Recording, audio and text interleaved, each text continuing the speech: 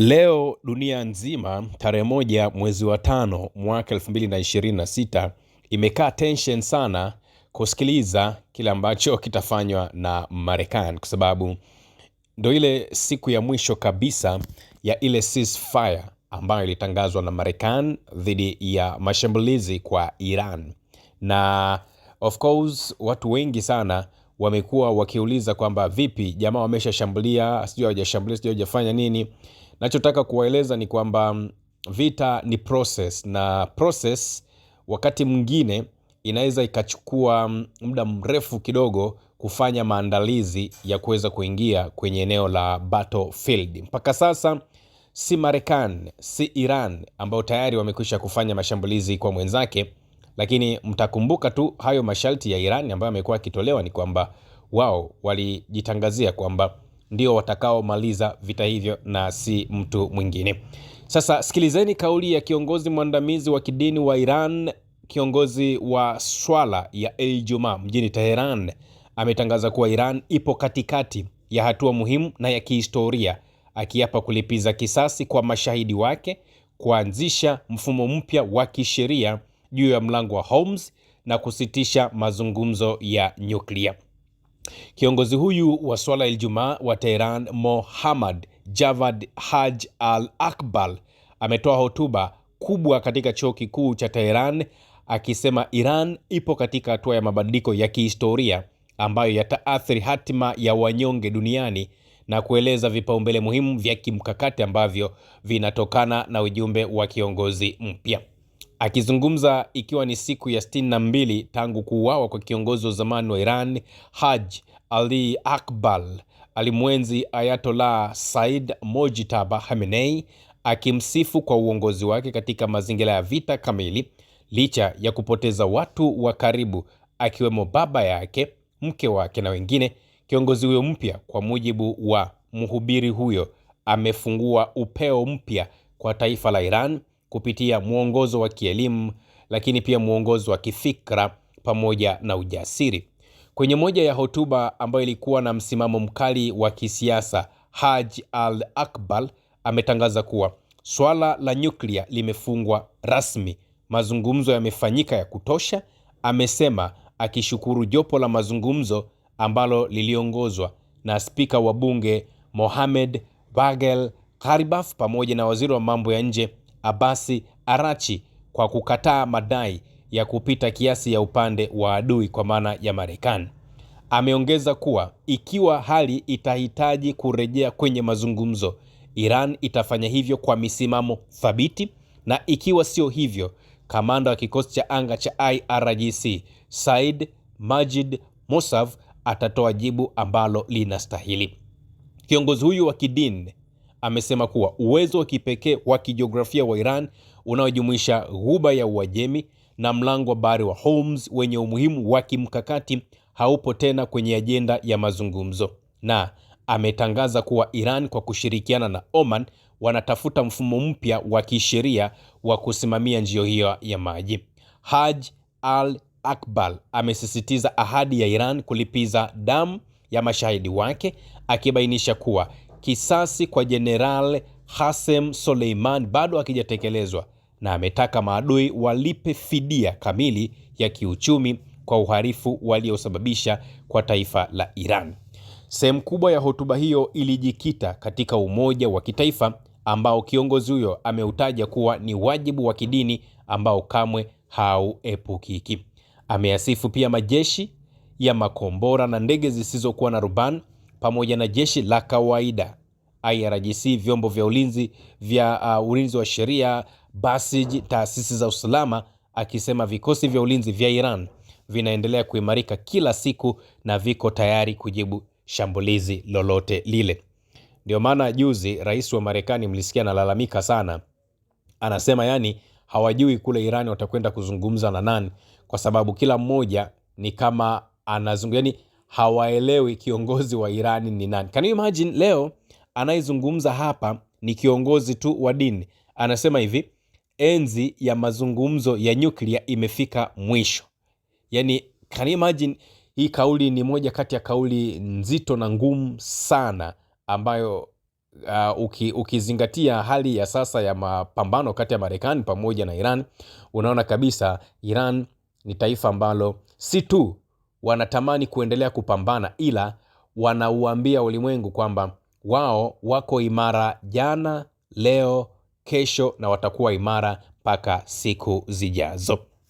Lakini bado tukiwa hapo hapo Mashariki ya Kati, kauli ya afisa mwandamizi wa usalama wa bunge la Iran ametangaza kuwa kizuizi cha majini cha Marekani dhidi ya Iran kimekuwa kikishindwa, akisema kuwa mauzo ya mafuta yanaendelea bila kikwazo na kwamba Washington haina uwezo wa kiutendaji wa kutekeleza kizuizi hicho. Mjumbe huyu wa kamati ya taifa na sera ya mambo ya nje ya bunge la Iran amepinga vikali hatua hiyo ya Marekani, akisema kuwa haijafanikiwa kufikia malengo yake yoyote na kwamba Iran inaendelea kupanua njia zake za kibiashara ili kufanya shinikizo hilo kukosa maana yeyote ile.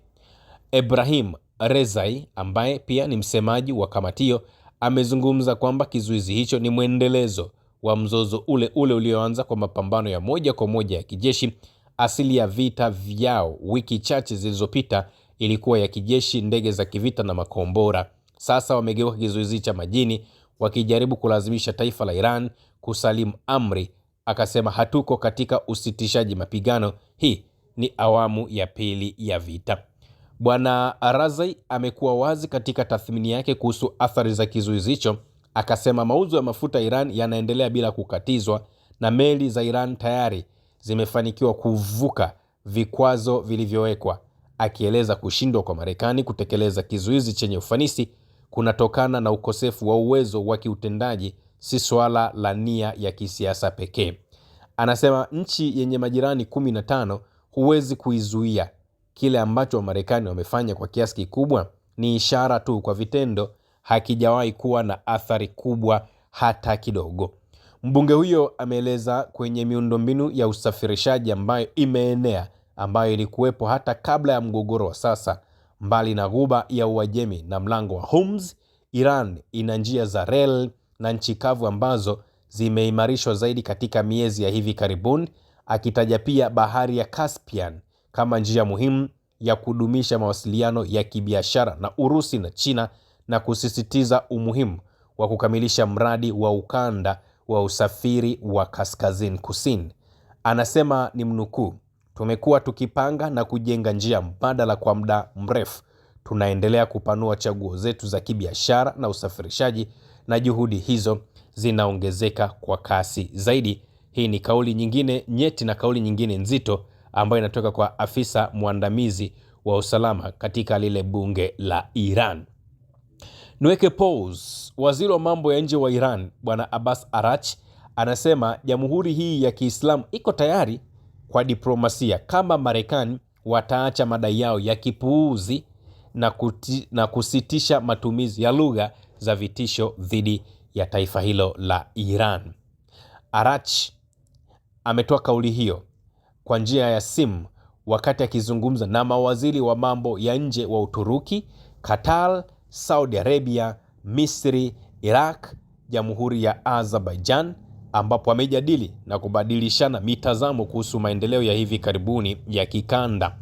Waziri amewafahamisha wenzake kuhusu hatua za karibuni za Iran za kumaliza vita ambavyo ililazimishwa na Marekani na utawala wa Israel dhidi ya Jamhuri ya Kiislamu, pamoja na juhudi za kuleta amani katika eneo hilo. Amesisitiza tena kwamba uchokozi wa Marekani na Israel dhidi ya Iran ndio chanzo kikuu cha ukosefu wa usalama katika eneo la ghuba ya Uajemi pamoja na mlango wa Hormuz. Ametoa shukrani kwa jukumu la kutafuta amani kwa baadhi ya nchi za kikanda ambao wanajaribu kumaliza vita ili kulinusuru eneo hilo, na mnukuu, Jamhuri ya Kiislamu ya Iran haikuanza vita hii ya kulazimishwa, kwa kiwango ambacho iko tayari kuendeleza mchakato wa kidiplomasia endapo kutakuwa na mabadiliko katika mtazamo wa kupita kiasi lugha za vitisho na vitendo vya uchochezi kutoka upande wa Marekani. Vikosi vya ulinzi vya Iran viko macho kikamilifu na tayari kuitetea taifa la Iran kwa ukamilifu. Kwa maana ya vikosi vya Iran viko tayari kwa ajili ya kutetea nembo ya taifa hilo la Iran. Kwa hiyo hili ni moja kati ya eneo jingine ambalo nikasema mabibi na mabwana ni lazima tukubaliane juu ya kile ambacho kimezungumzwa.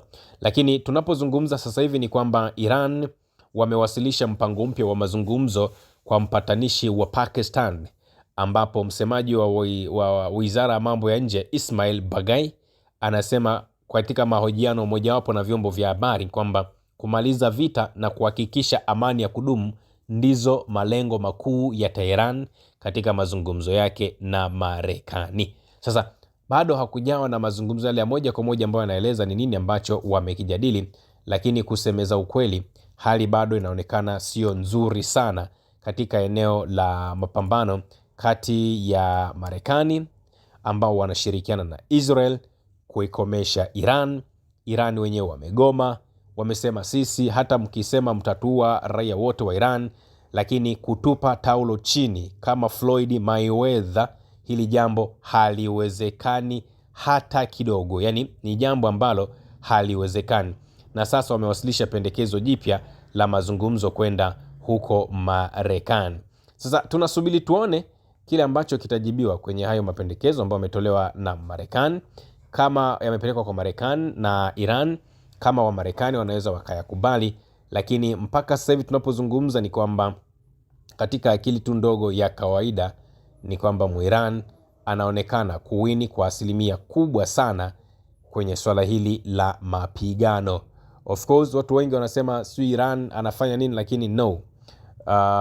Hali inaonekana Iran wao ndio ambao wako timamu zaidi katika eneo hilo. Tutasubiri tuone mapendekezo ambayo yametolewa na Iran, ambapo wamependekeza jioni ya jana tarehe 30 mwezi wa 4 mwaka 2026 kuhusiana na kile ambacho wao wanakiamini na wanataka na Marekani naye akiamini hicho ambacho wao wanakiamini. Usisahau kusubscribe, like na kubonyeza alama ya kengele. Asante.